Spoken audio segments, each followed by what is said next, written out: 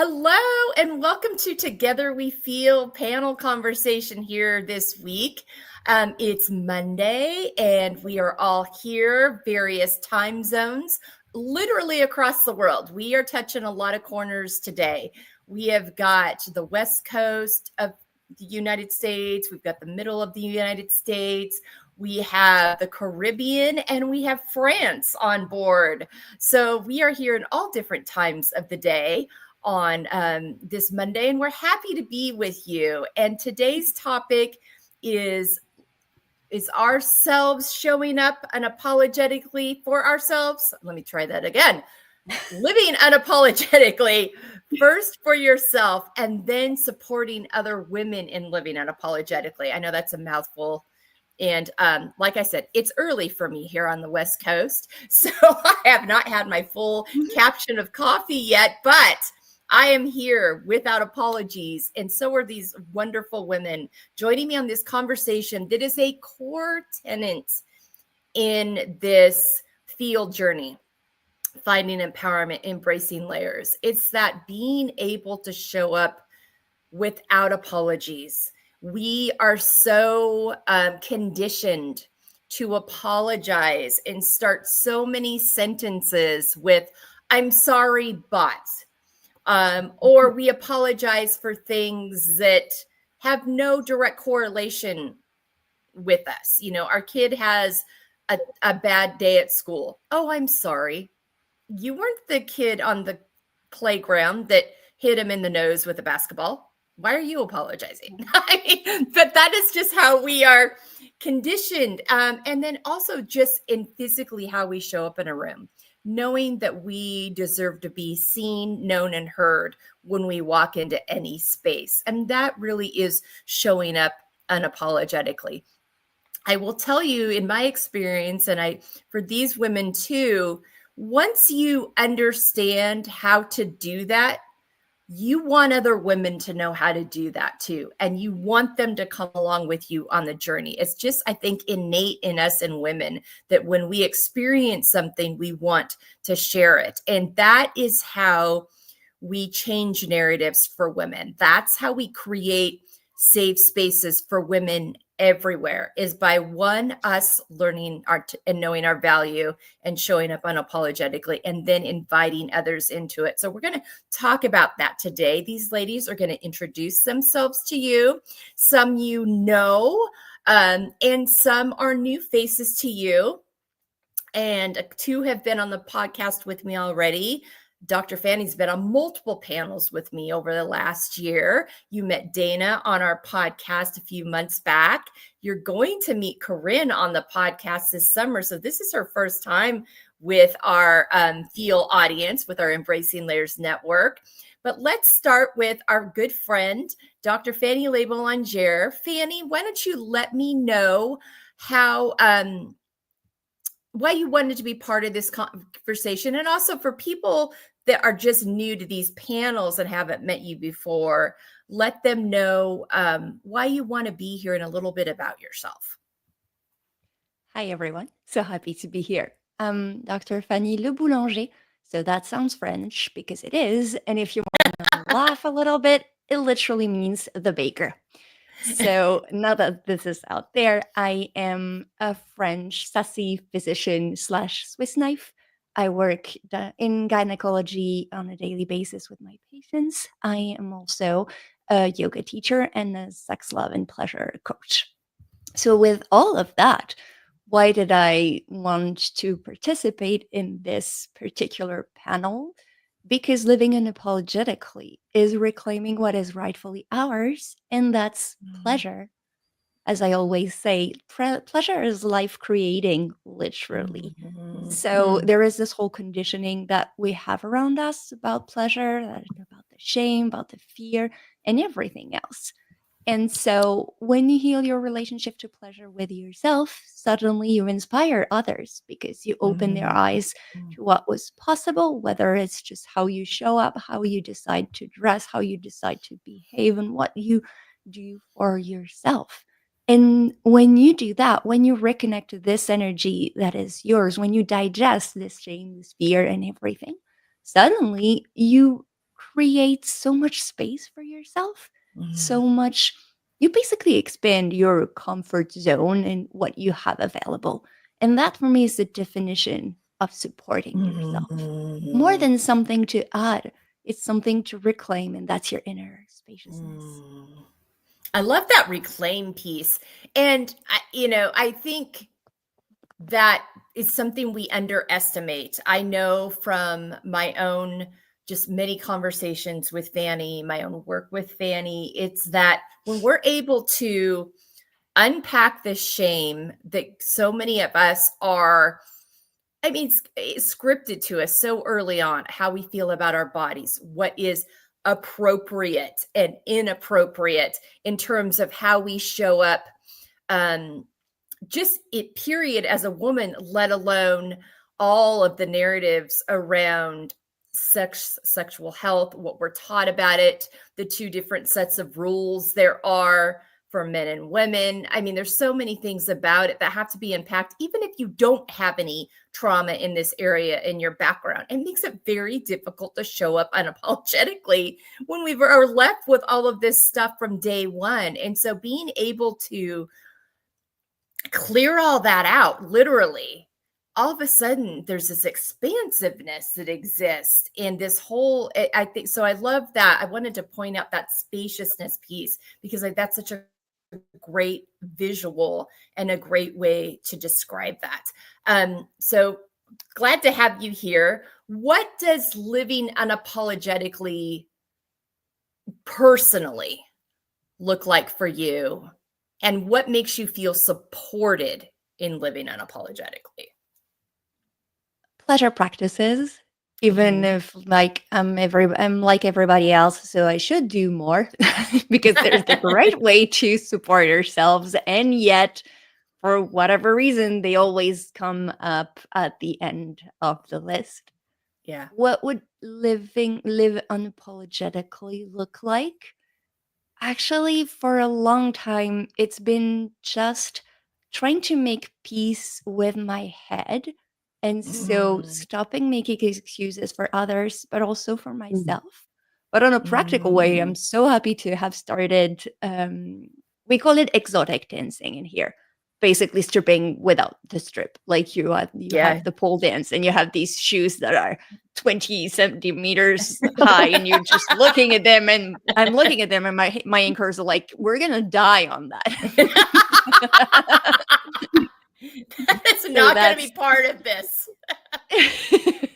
and so just allowing myself to play through that, to experience the messiness, to experience the shame, to experience the resistance, and playing with creating a persona there, and also filming myself, allowing Mm. me to see myself as a stiff, pelvis blocked, and only some parts of my body flexible and others are like, no, we're not doing that.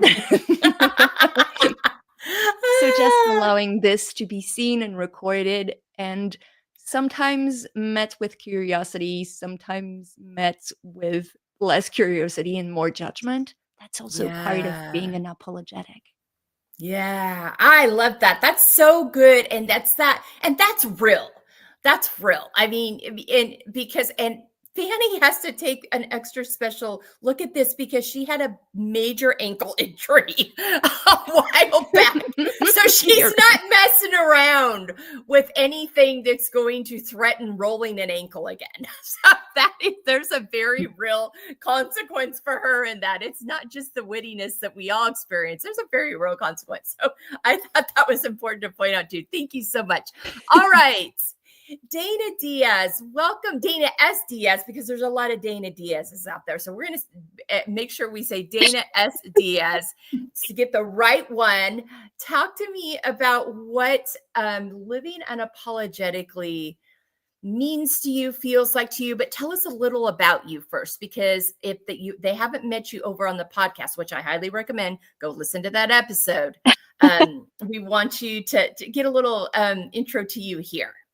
Well, I appreciate that because it's actually my entire life experience and the narrative that was created around my existence before I was even born is what led me to where I am now. But it's been a journey filled with abuse, multiple abuses, multiple people, beginning in childhood, being raised by two narcissists, and then marrying a narcissist that I spent 25 years with. And so what does living unapologetically mean to me?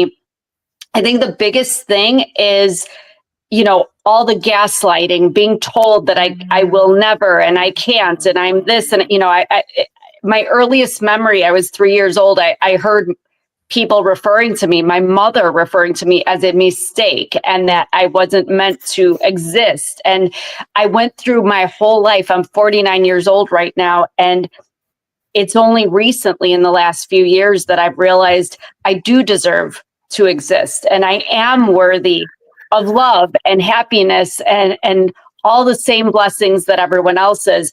But it took a really long time to get here. So living unapologetically means that I stopped gaslighting myself with all the narratives others were gaslighting me with.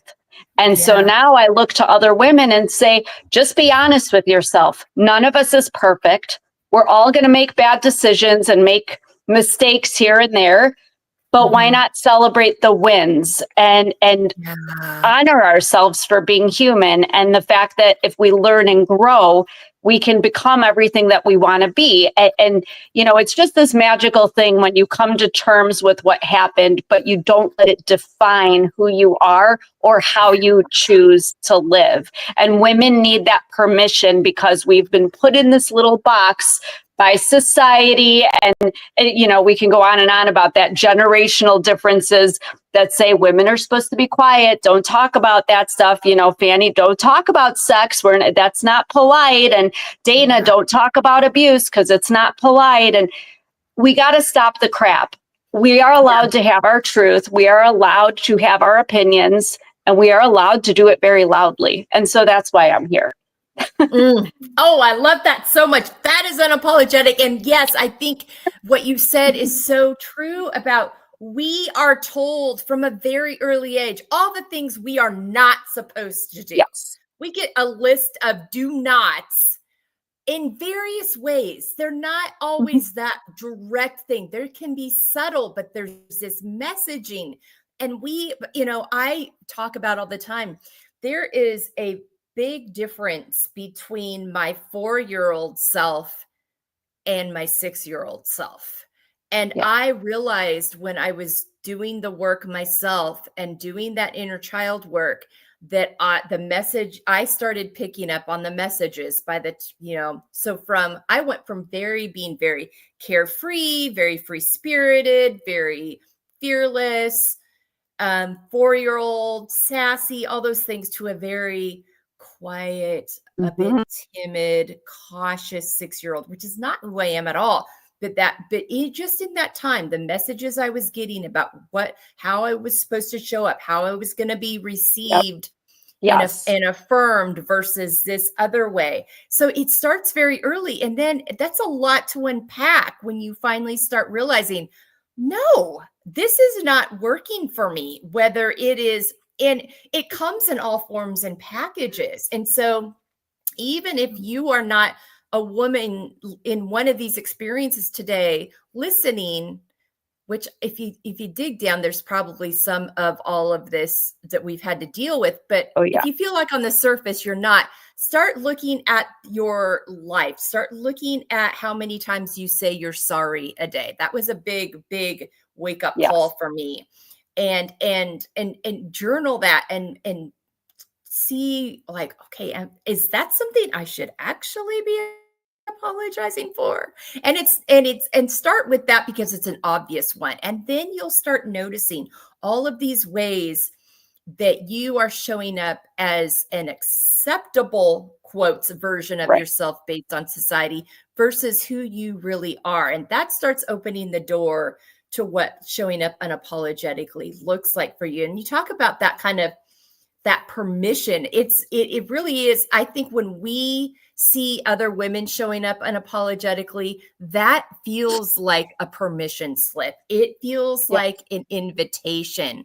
And so that's why I talk to be like, start with you, because it's going to be difficult for you to show up unapologetically for anyone else if you don't first start it with yourself. It's by doing that work yourself that it becomes, you have this aha moment of like, oh, okay, I get it now. That's what's possible.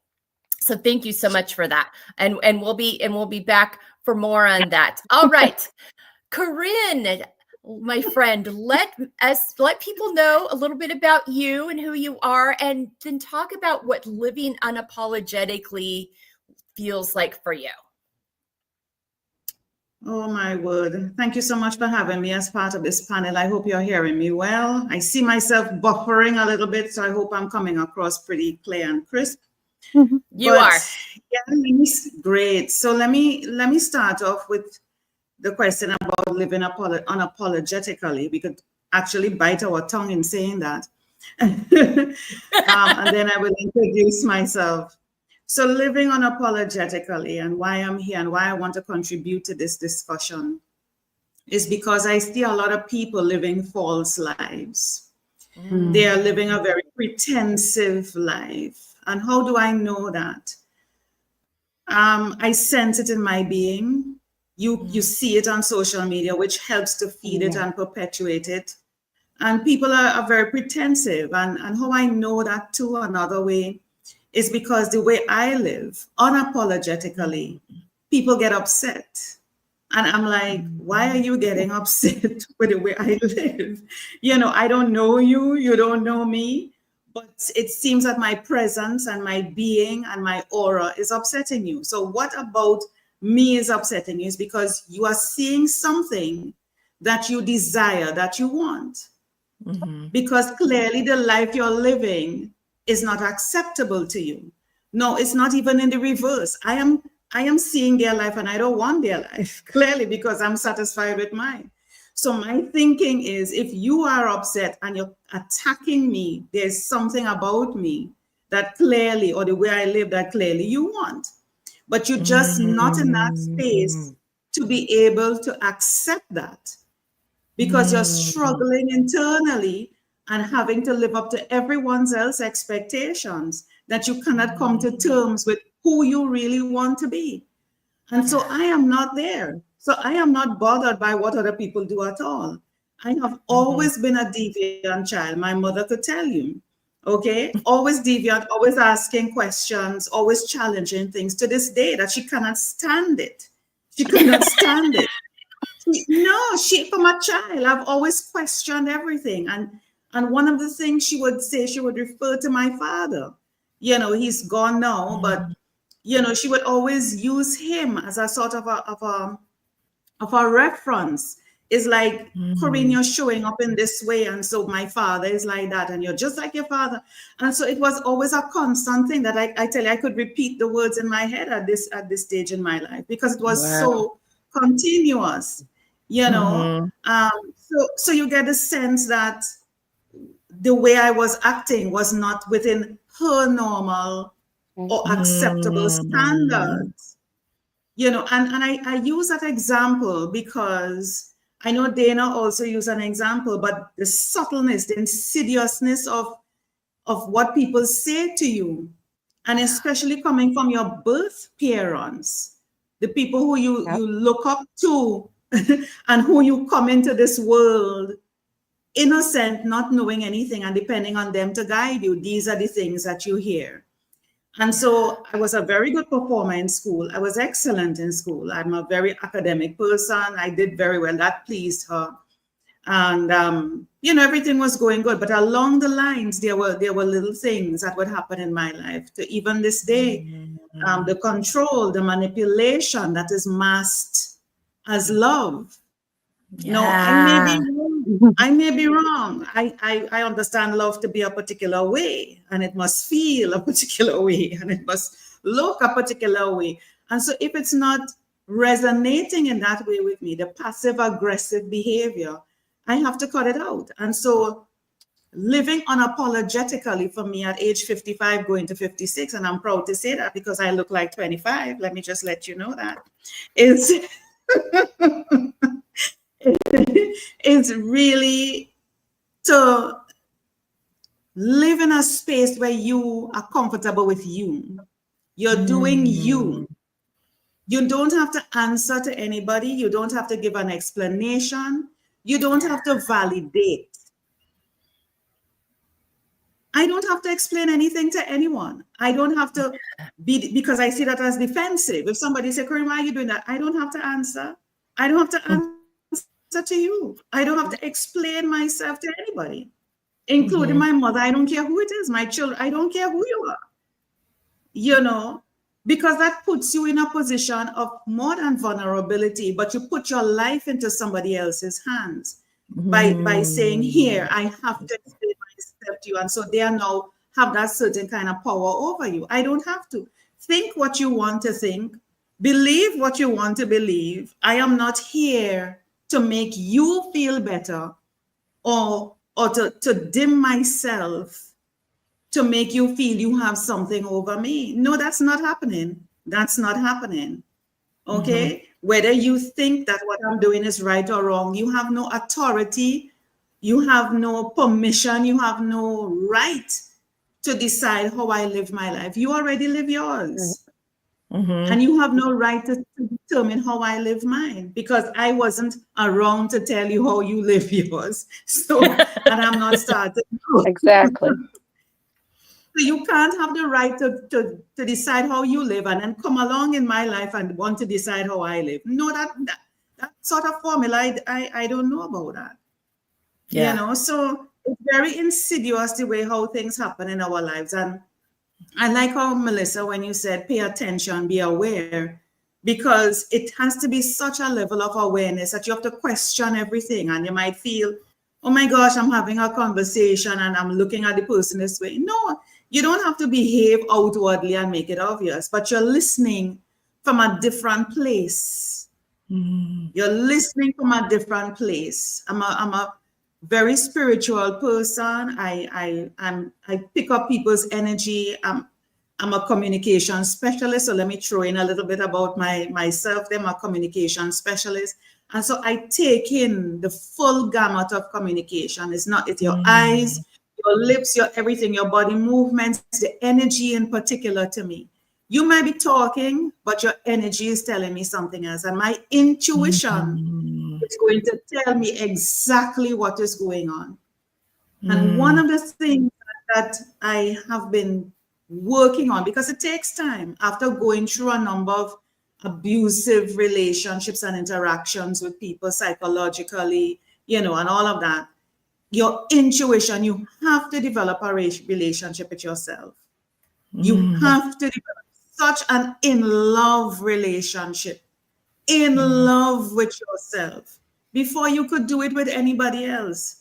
Because that is the marker, that is the reference, that's the barometer that will let you know, I am not tolerating this. I am not accepting it. And I'm not going to feel FOMO, fear of missing out, if I decide I don't want to go on the next date with you. I don't want to have you as a friend anymore. I don't want to stay in this job anymore. I am not going to be living a FOMO, because that in itself is saying that you're lacking, and I must never be coming from a back. Never. I have everything that I need within me. It has been given to me, so there's nothing outside of me that could satisfy that. And so that is what living unapologetically. I see Fanny's like fist pumping. Yes, Fanny is loving this so much. Yeah, and to the point, I will tell you to the point, in my journey thus far, that I have cut off. I mean, it might sound rough, and not everybody could do what I'm doing, and I'm not pushing for anybody to do what I have done. But I had to walk away from my family. Okay, I had to walk away. It is for my sanity. It is for my health. It is for my existence. You know, and this is what I had to do. You know, I had to, when I realized it was going on, with the amount of apologies, because we spoke about apologies. I'm sorry, Corinne, that wouldn't happen again. But it keeps happening again. It keeps happening again. You keep doing the same thing over. So you're hurting me, and it's okay to continue hurting me. But I had to put a stop. Seeing that you can't stop, I will put a stop to it. You know, because if I continue to still allow you to do it, I'm giving you more permission. I'm giving you permission to keep hurting me. So I had to put a stop. And that also includes my children. And somebody might say, my gosh, Corinne, you're a mother. How could it includes my children? Because they were being used as pawns, and they are still being used as pawns against me.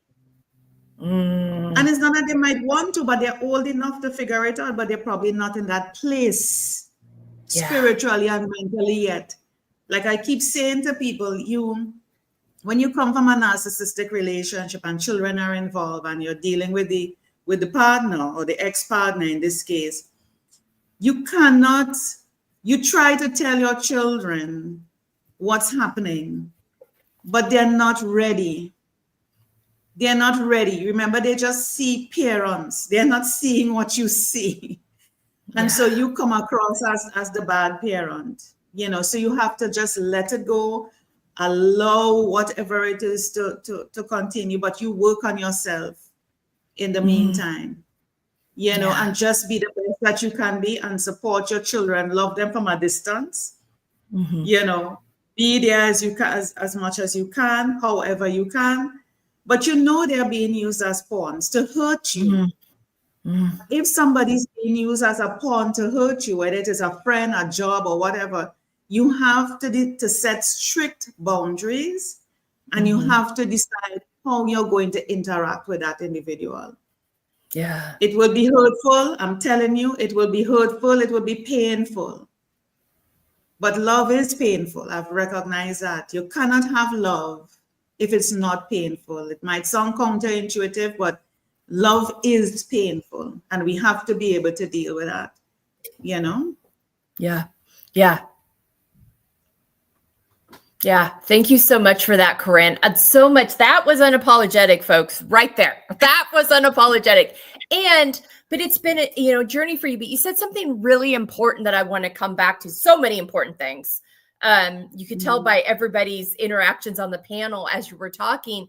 But that explaining piece, we can be the over-explaining champions of the world, like feeling like we've got to justify or bring them around to get them to agree with what we're doing, instead of just like, this is how I'm showing up. This is how it's what's healthiest for me. End of story. And I spent years explaining and over-explaining. And I've talked about this before on other shows, but a couple of years ago, my oldest daughter said to me, she's like, Mom, you don't have to explain yourself. Just go, just do you. You do you. No need to explain. It's all, and I was like, oh my gosh, my daughter's noticing this. And I mean, at that point, she was probably in her mid-20s, so mid to late 20s. So she was old enough as an adult to understand, but it's still, when your own kid says that to you, regardless of how old, you're like, oh, it's, and my husband's like, I've been saying it for years, but glad you finally got your attention when our oldest daughter said it. But I think it's that over-explaining piece too is a clue. So if you catch yourself doing that, it's like, oh, that's another clue. Because I was talking about catching those things that might be a little more obvious can be a lane down the road, but also that knowing your value unquestionably, and that love for yourself, and then showing up in a way that honors that. You have all decided, I am no longer abandoning myself anymore.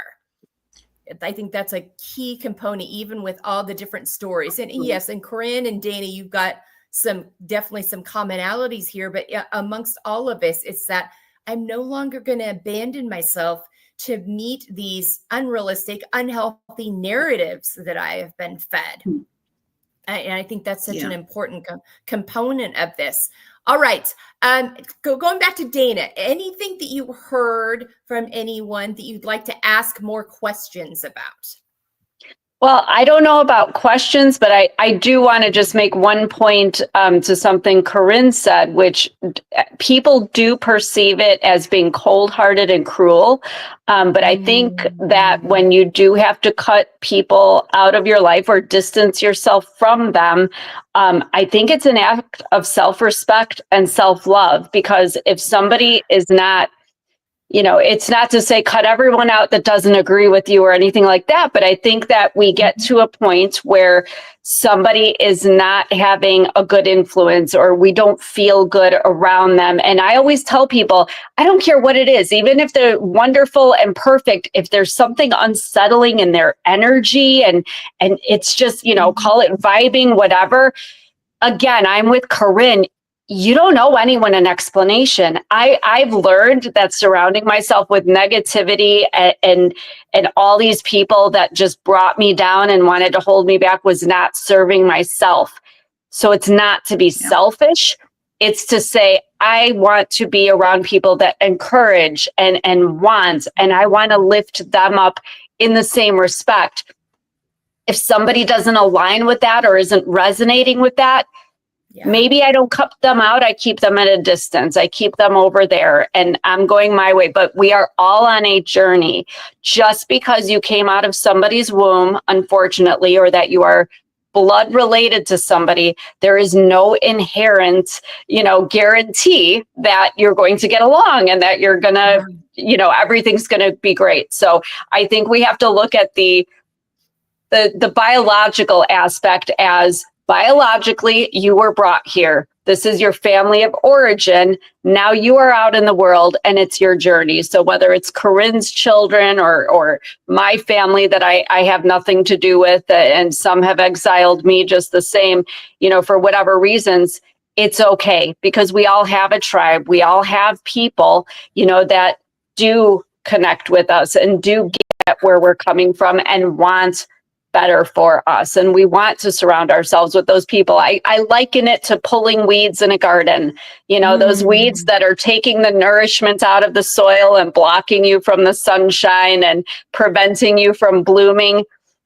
Nobody needs those weeds. They don't look good. They don't feel good. They need to go. And whether it's by themselves or you decide to pull them out, I think it's important to do that. Yeah, that's so good. And I'm so glad you came back to that point, because that's such an important piece of this conversation. There's a lot of narratives about you show up for family and no matter what. And it's like, you know what? You got to look at, are these people for me? Are they supporting my journey and living as my healthiest, authentic self?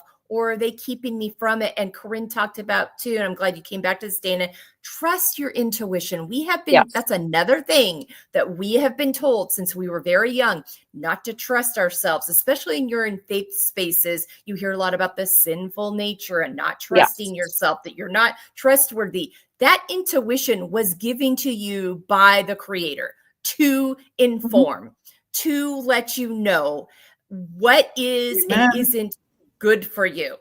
It was meant for you to utilize. It was not meant for you to ignore and stuff. If you're sensing something's not right, listen to that. Pay attention to that. It is there to guide you and protect you and look out for you. So really important to dismantle that. That's something I feel very passionately about. It's so important. So I'm so glad you came back to that. And Corinne, I'm so glad you brought that up, that power, that spirit. You want to surround ourselves with people who want as well for us as we want for ourselves, and vice versa. And that might be your family of origin. It might be the family you choose. It, and that is not selfish. That is healthy. That is you knowing your value and that you are worthy of surrounding yourself with those who love you for who you are and want the healthiest version of you, not the version of you that fits into their script. And people that have not done the work on themselves and continue to carry on these narratives will not understand that. I know this from my own experience as well. That doesn't make you wrong. I think sometimes when we present what is we know is healthiest for us and we get pushback, then we're like, oh, I must be wrong. I must have gotten that wrong because they did not receive that well. Did they not receive that well because you were wrong? Or did they not receive that well because they want to, for whatever reason, have decided to stay in these old narratives that you know? I mean, pay attention to your nervous system when you're around people, when you're in situations, when people say certain things. If your nervous system is not feeling safe, is not, pay attention to that. That's going to be an informer. I ignored that for years. And when I finally became aware of it, I was like, I would realize, oh man, when I get about half an hour, 45 minutes to half an hour away from being in the presence of certain people or in certain spaces, my body starts to seize up.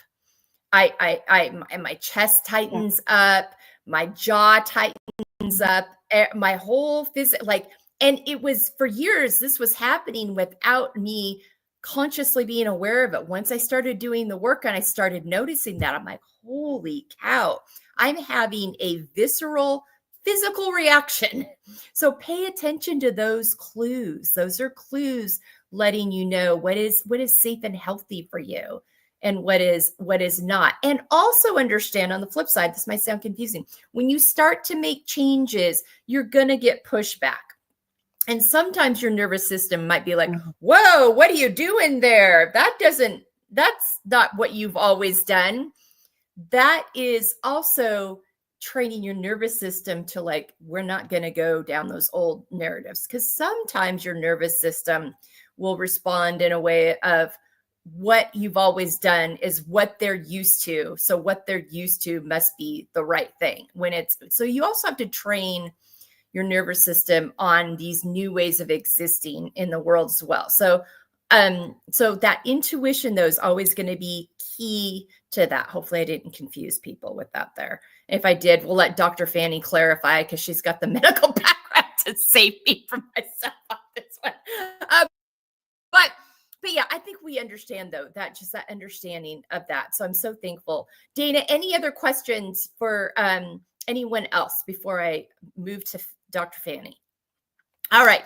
My friend, Dr. Fanny, any questions or thoughts that come up as you've listened to our other wonderful panelists today? I love these conversations. Thank you, everyone, for sharing this wisdom. I would like to add something regarding intuition because I have an opinion about this that is not as can be counterintuitive, pun intended. I'm a firm believer in it, and yet it depends. And I love what you said, Melissa, about bringing the present, because usually when we hear our intuition speaks to us with our bodies, like it's a feeling in our bodies. And yet in our bodies, we also have all of our traumas. So this intuition, use your filter of your experiences. So intuition, yes. And personally, sometimes I had a rejection reaction to someone for X, Y, or Z reasons. And a few years later, we ended up being really great friends. And more than maybe, let's say, reconnecting to this big thing of follow your intuition, trust your intuition. Yes. And maybe it's more just trusting ourselves and allowing ourselves to mess up, allowing ourselves to experiment. Most of the time, when we say, like, oh, this person is bad for me, first, I'm not sure there is anybody bad for you. Or maybe yes. No, I'm going to take that back. Hell no, this is not true. Yeah, no, I was going 100% bullshit, so let me take that back.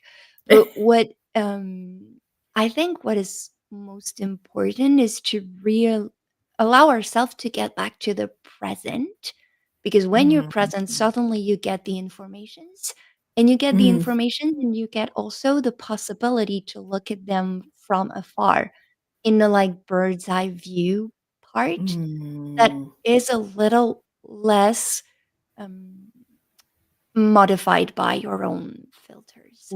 And Yeah. when what we said about allowing ourselves to feel to trust our intuition and say this person is bad for me, is also, and as I'm talking, I'm also realizing that this topic has so many nuances, and sometimes Yeah. people say that you need to trust your intuition because it feels better to say that you are trusting in something else, whereas it's just trusting in yourself and your resources.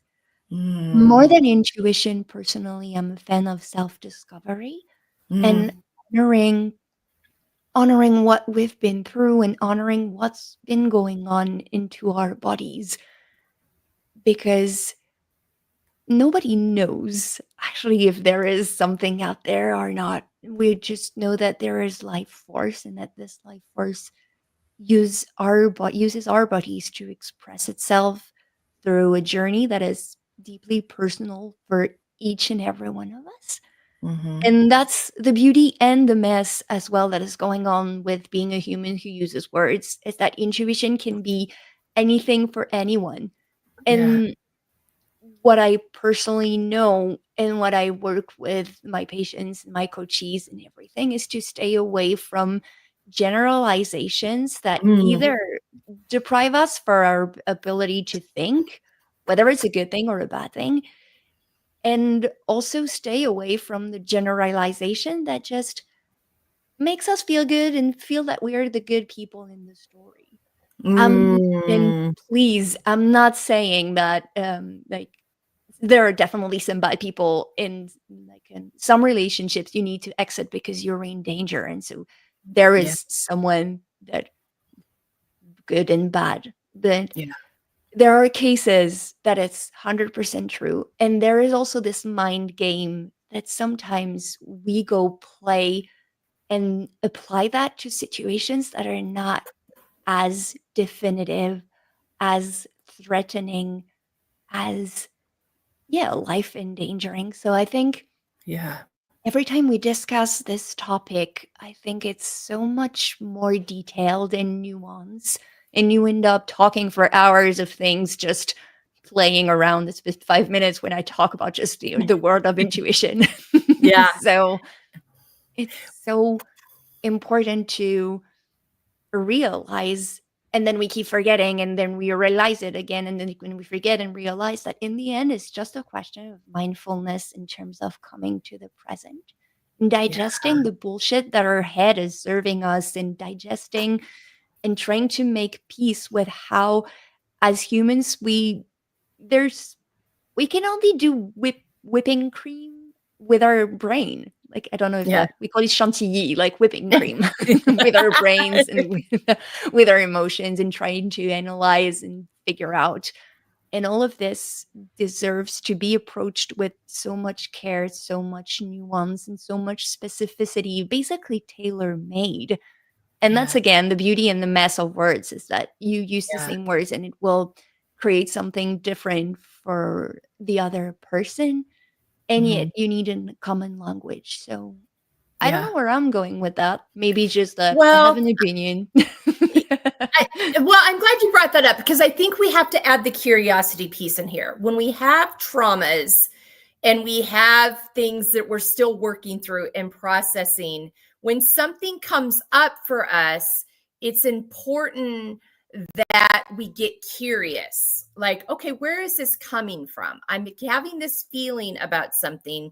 Is this based in truth, or is this based in an old narrative or an unprocessed trigger that I need to work through before I'm able to really make a definitive decision of what's healthiest for me in this situation. I mean, I think the curiosity piece always has to be part of the conversation when something comes up for us. I think that's a big part of it too. Yeah, most of the time the intuition is allow ourselves. Thank you for saying that. Presence and also being curious of how things could look like if I chose something different. That's Yeah. really smart. Thank you for that. Yeah. Yeah. I love the curiosity piece. You were very definitively nodding your head earlier when Corinne was talking. Talk to me about what resonated with you about what she was saying, because you were clearly connecting with her. I love when people share their truth and wisdom in such an empowered and raw way. That's always so precious because we connect deeper than words. When you said, Corinne, the idea of how, as a communication specialist, you take cues from people and how they behave actually tells you more about what you think, what you understand from the situation. Mhm. And it's so interesting to allow this diversity going Yeah.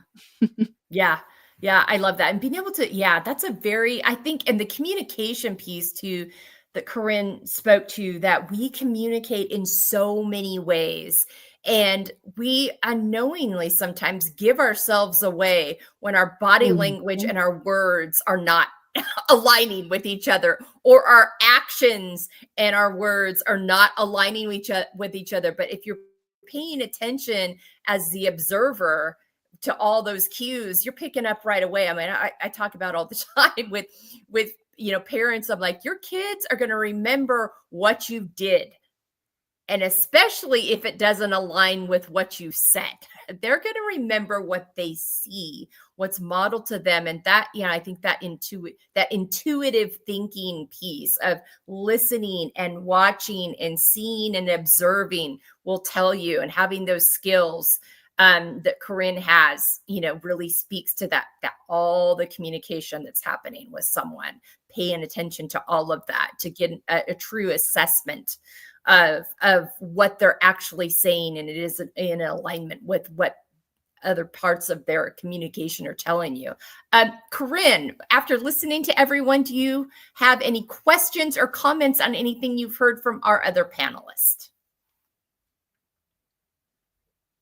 Of course, of course. I want to bring up the word selfish, because growing up, selfish was associated with negativity. If you're a selfish child, why are you so selfish? Share that thing with Dana. Share your toys with Fanny. You're selfish. And so it perpetuated in your mind the term selfish as negative.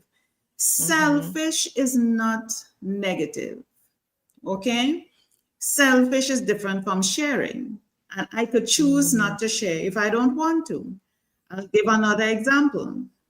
As a mom, I have two children. I mentioned I have children before. Two boys. One is going to be 30, I think, this year, and the other one is going to be 22. So they are men. But when they were kids, and I love children, I mean, I don't like them now, but back then, I would bring something home.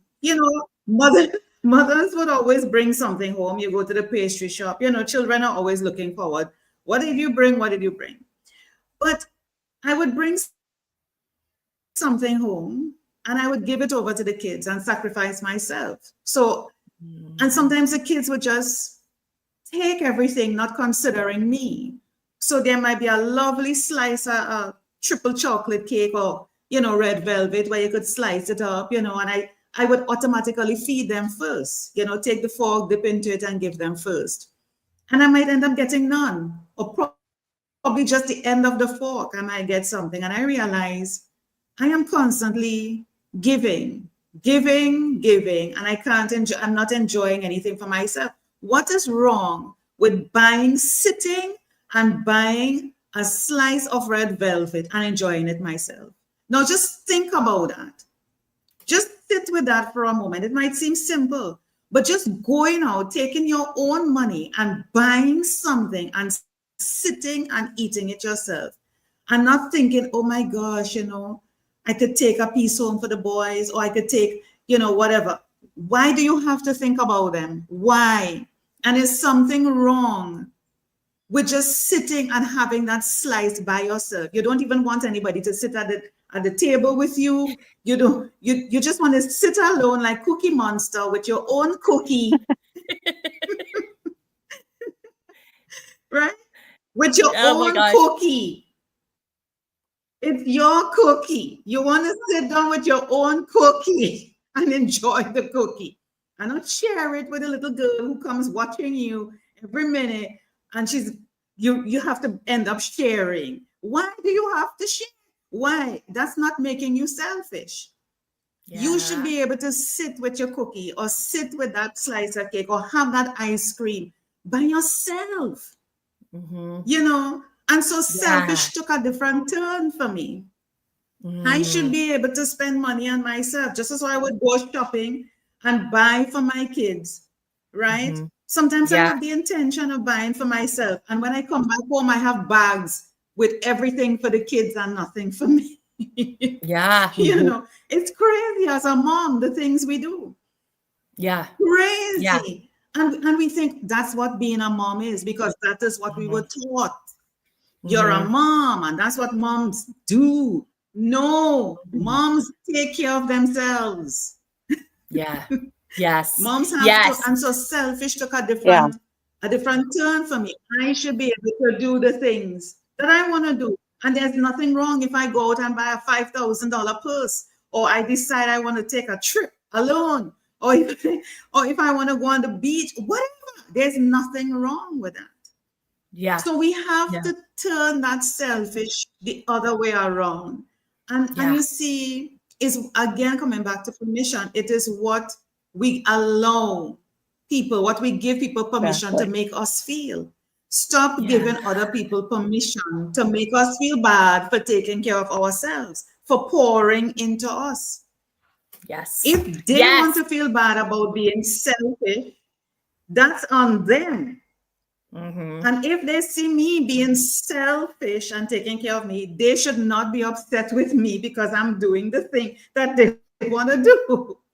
It's crazy. Right. It's crazy.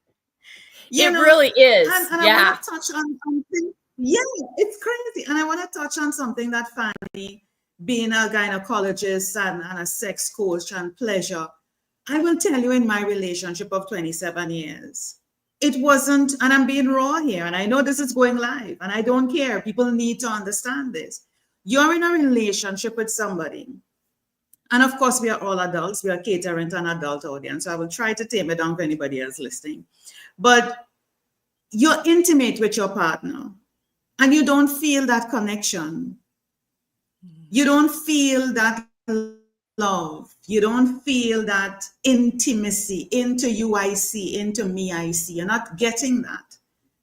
And so that sexuality or sexualness of your body, you lose it, because they start to make you feel inadequate, incompetent. They might even tell you things too. And it's amazing, the human body. We have a doctor here, Fanny. It's amazing, the human body. And I'm going through perimenopause, and I'm understanding my body even more and more, you know, because that's why I said the relationship with you is so important. And especially a woman. I can't speak for a man, but a woman's body is so complicated and so unique. It is amazing to discover that.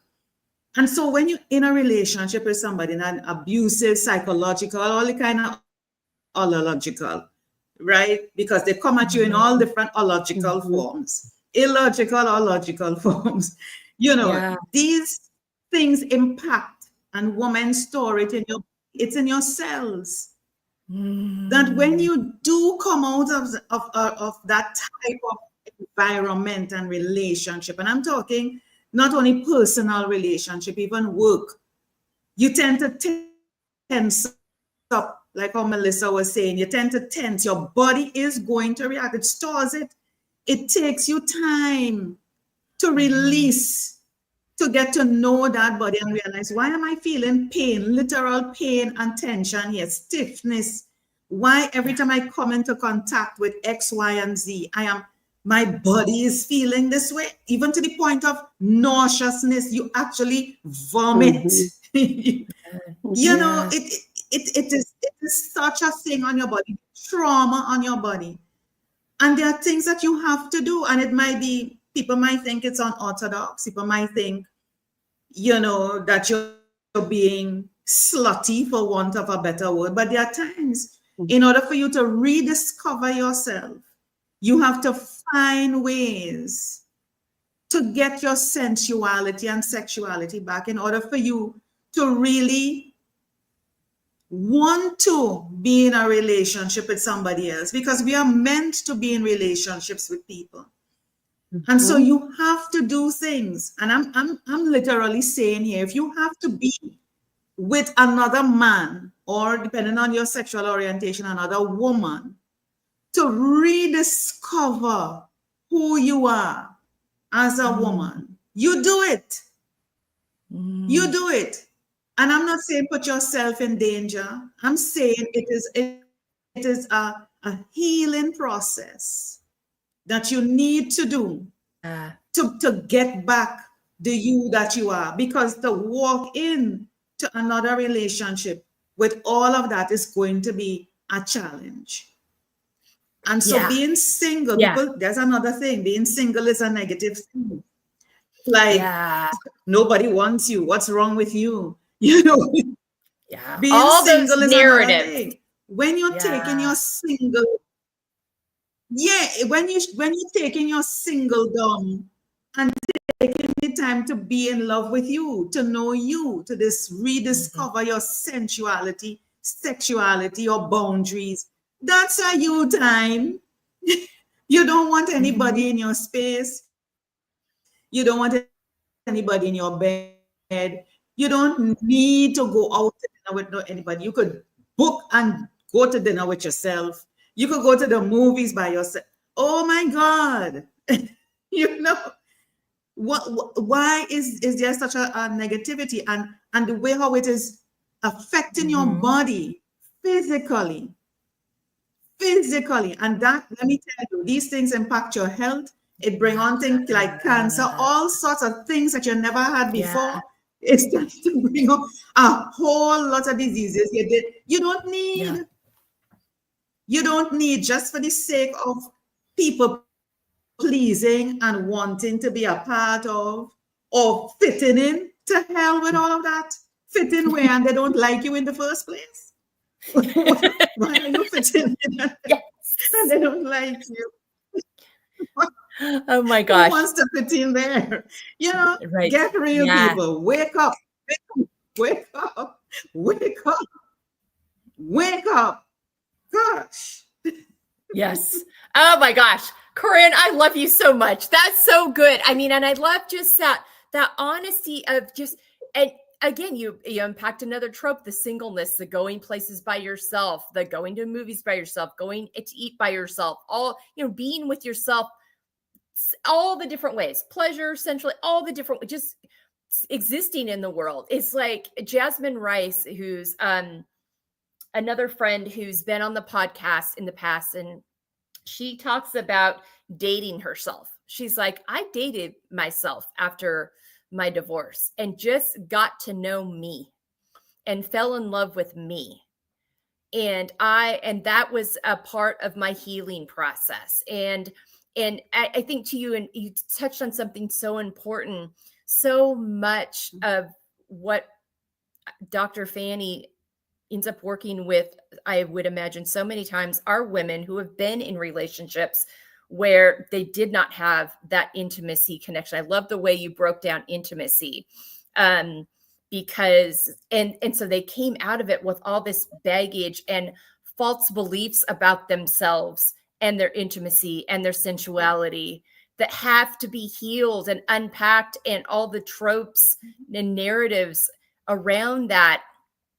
Going back to Dana, is there anything that came up with what Corinne said that you would like to comment on? Yeah, there were a few things, but going on this sexual journey, I think this is really important because it ties into all the aspects of ourselves and giving ourselves that permission. When you are living unapologetically and you understand yourself, and I am a firm believer in making yourself your own best friend and dating yourself and all that, but you get to know what you like and what you don't sexually, and you know what you feel confident with, so that when you are with a partner, that's when you can create that intimacy to say, like, I want to ravish you. I want to have you, and I want to be ravished in that same way because I deserve that. And I know my body, so I'm going to tell you what I like and what works for me and not be shy about it. It doesn't make me a whore or loose. It makes me self-aware, but I think that self-awareness sexually comes with becoming self-aware in all the other parts of your life where you're just like, this is who I am.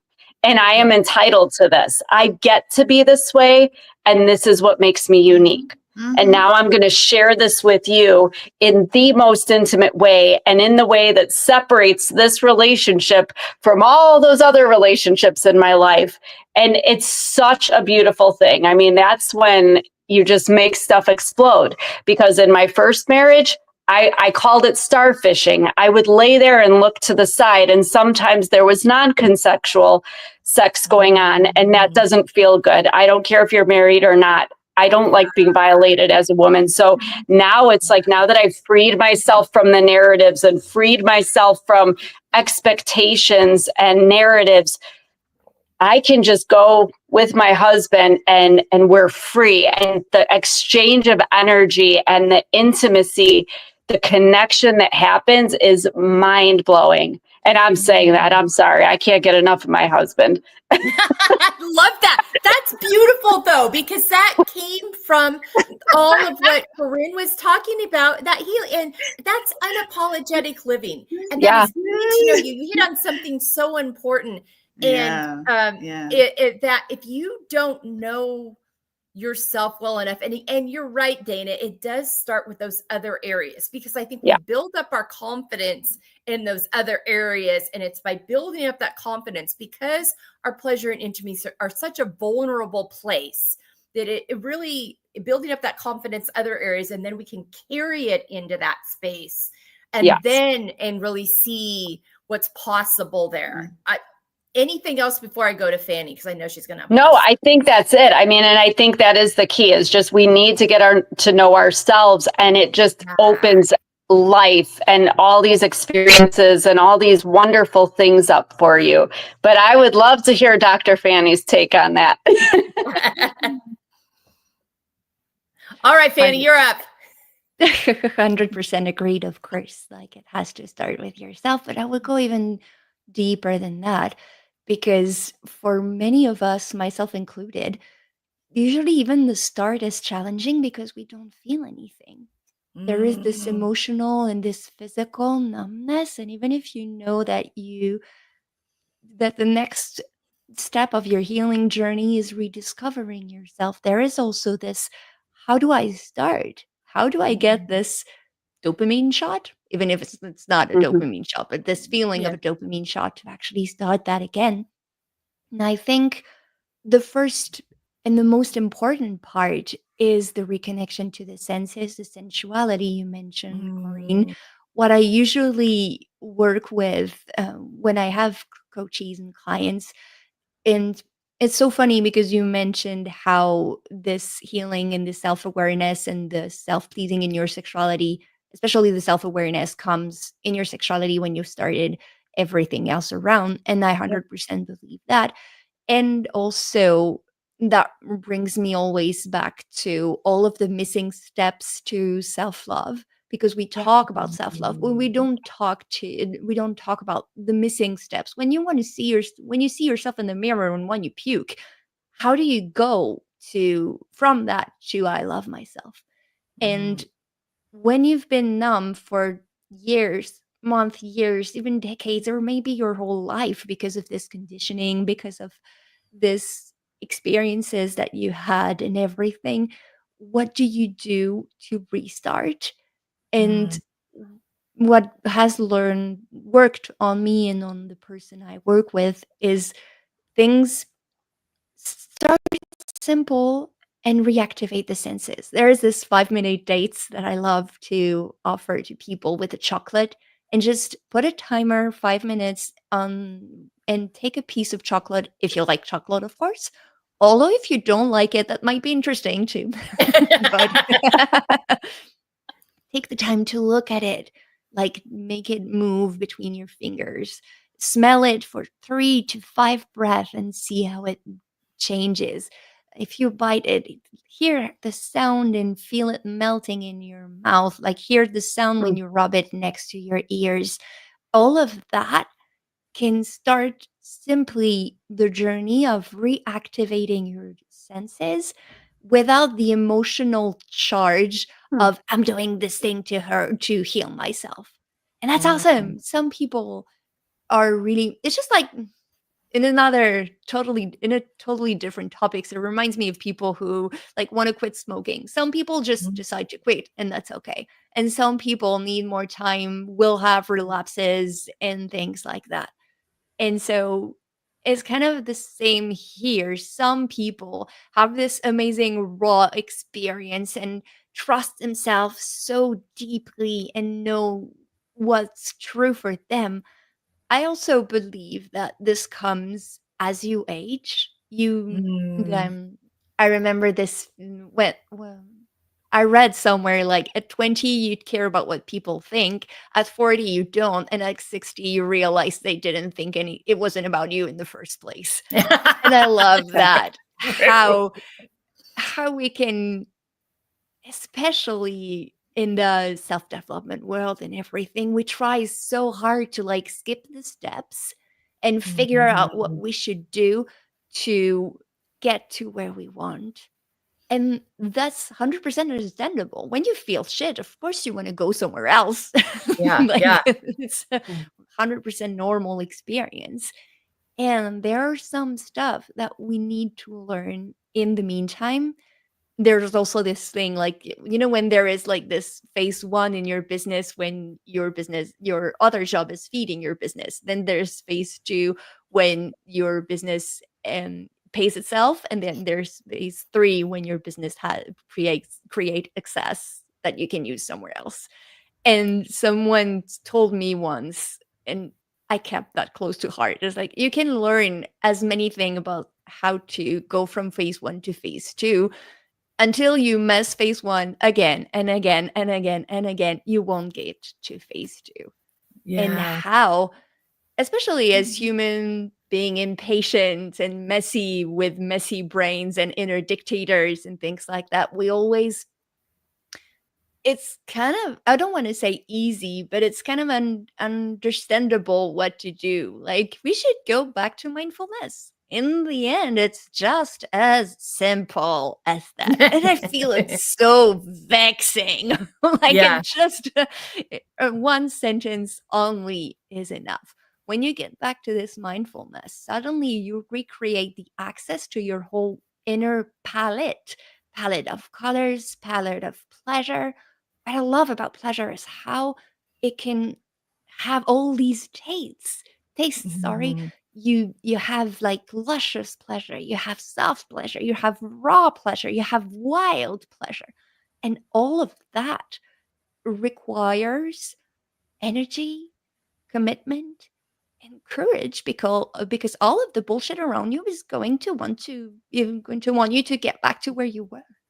Yeah. So Yeah. all of that is such an important journey that Mhm. is, in my totally biased opinion, because that's what I do, help us reclaim a life that feels worth living, that feels Yeah. enlivening, that feels alive, that feels present and fulfilling, deeply fulfilling this spark. Sorry, fulfilling this void that we have and reigniting this spark that so many of us feel have been missing for very obvious reasons in our Yeah. life. Yeah. Absolutely. Imagine if we were taught from the get-go that this was part of our healthy lived experience. What if we knew that all that was possible? And I love the chocolate analogy because that awakening of the senses, and it helps you to recognize all the different ways that experiencing pleasure is possible, all the different ways that you can awaken your senses and bring them back to life. But it's really, because sometimes if those senses have never been, if your body has never felt safe igniting those senses, because safety is a big part of this experience, then they're going to need you to be eased into it. And so finding that thing you connect with, the smells. I love candles, and I love there's, certain scents of candles that really help ignite my senses. So I will have that present with me. That's a part of that experience for me. So I think, just being aware of those things and being patient with yourself as you're doing this, because sometimes we feel this pressure. It's always about getting to X, Y, and Z, but remembering the journey within that too. So thank you for that. Gosh, we could talk about this all day. There's so many layers to this conversation, but so thank you all for your contributions to it. It's been tremendous, but in the interest of time. Can I just add something? Yeah, one more thing. Yes. Can I just add something, Melissa? Can I add something? I like the chocolate analogy, Fanny, really. Yeah, that was really cool. But I'm a walking chocolate, as you can see. So I don't need to put chocolate between my fingers. I'm walking chocolate for me, but I like it. But I want to share something. Though. For me, and the pleasure and connecting with the feelings and picking up the trauma within your body. For me, I use things like, and for my skin, this is what works for me. So I use extra virgin coconut oil, and I mix it with essential oils. So my favorite essential oils, like I love tea tree oil and neem oil, which is very good for your skin. And so I use that every time I come out the shower, and I might shower like 2-3 times for the day, several times, but I would rub my body down from head to toe and just using my own hands and connecting with my body and rubbing that sort of oil on my skin. I can pick up what feels good, what doesn't feel good, where is the tension. Some might spend more time in certain places, and you could just discover yourself just from that. And I like how Melissa mentioned about the candles. I have gotten a little, a humidifier type of thing, which changes color. And so I put the water in there with the tea tree oil and just relax. It's like my own spa, my own home spa. So anybody listening to this will think, oh my gosh, how could I spend time on myself? It will cost me so much. It doesn't. It's simple things to reconnect with yourself that you can do in your own private space, naked as you were born. Nobody is there with you. And you just appreciate all those different extra fat, extra flab, extra fold, all the different things that you looked at and felt were flaws. They are actually yours. Perfection in its finest. They are yours. Appreciate it, love it.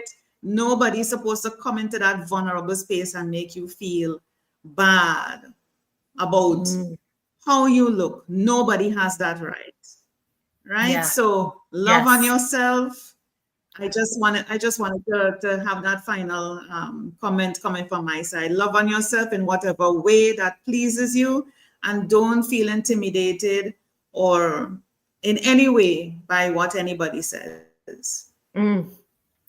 Thank you, Corinne. That was so good. All right, Dana and Fanny, let's get one last thought from you on what you'd like to leave with our listeners today about living unapologetically for yourself and also for other women. Dana, what resonates for you? What would you like to share?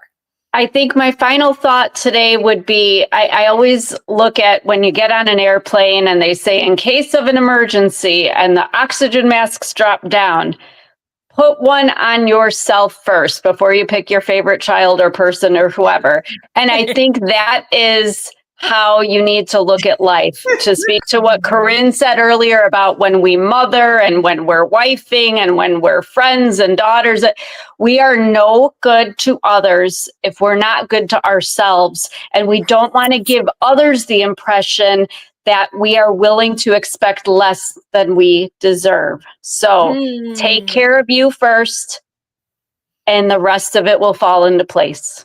Yes. Yes. Fanny. I think what works the best for me in this is how we're smart beings and we don't do anything stupid. And so living unapologetically is just acknowledging that some parts of ourselves didn't get the memo that we were safe, didn't get the memo that we're not children anymore, didn't get the memo that we have grown up and survived a lot of shit. And so living unapologetically is allowing yourself to feel and maybe embrace or just take a step forward towards tolerance of all of these facets, all of our specificities, all of our layers. That for me is living unapologetically. Oh, ladies, thank you so much today for this conversation and all your wisdom. All of these ladies' resources, because they all have wonderful resources for you, are going to be in our show notes.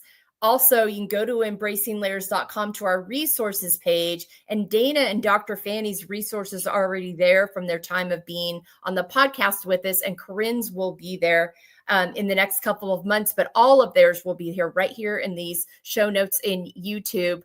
Thank you, ladies, for this conversation. Thank you for the way you show up unapologetically and your willingness to share your journeys and support other women in doing so. By showing up here today, that is women supporting women unapologetically in a nutshell. So thank you all for your time today.